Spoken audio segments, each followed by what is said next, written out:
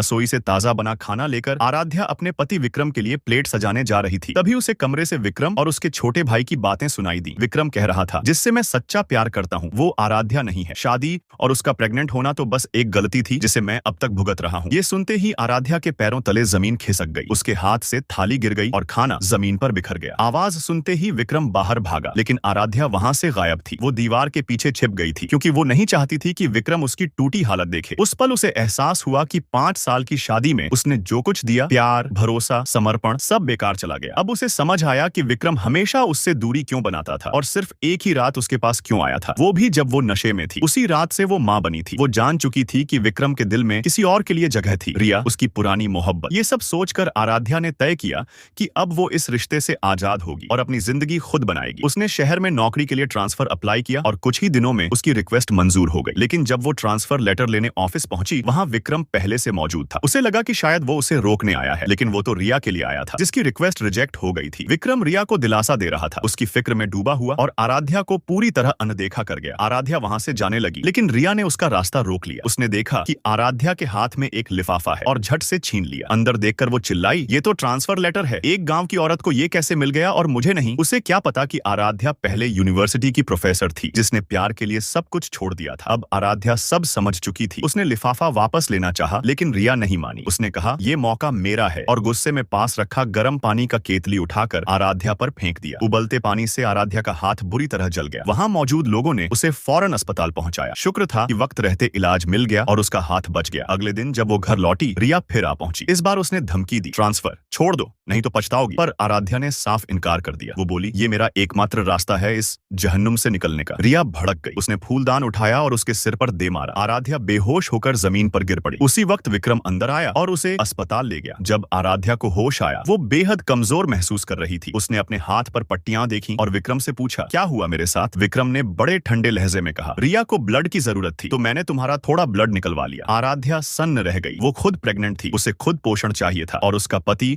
उसका खून किसी और के लिए दे रहा था। वो फूट पड़ी, निकलो यहाँ से, मैं तुम्हारा चेहरा भी नहीं देखना चाहती। विक्रम चुपचाप चला गया। अब आराध्या पहले से ज्यादा मजबूत थी। कुछ दिन बाद जब वो घर लौटी, उसने देखा विक्रम रिया को वही सप्लीमेंट पिला रहा था जो डॉक्टर ने उसके लिए दिए थे। उसका खून खौल गया। वो बोली, वाह, अब मेरा खाना, मेरी दवाइयां सब उसे दोगे? विक्रम ने रोकने की कोशिश की, लेकिन रिया ने फिर नाटक शुरू कर दिया, मुझे चक्कर आ रहे हैं। और विक्रम हमेशा की तरह उसे अस्पताल ले गया, आराध्या को अकेला छोड़कर। लेकिन इस बार किस्मत आराध्या के साथ थी। उसकी बचपन की दोस्त नेहा समय पर आ गई और उसे हॉस्पिटल ले गई। वहीं उसके बच्चे की जान भी बच गई। जब वो होश में आई, उसने नेहा का हाथ पकड़कर कहा, मुझे यहाँ से दूर ले चलो, जितना जल्दी हो सके। नेहा ने बिना एक पल गंवाए हाँ कहा। कुछ देर बाद आराध्या अपने बच्चे को गोद में लिए गाड़ी में बैठी, खिड़की से आखिरी बार अपने पुराने घर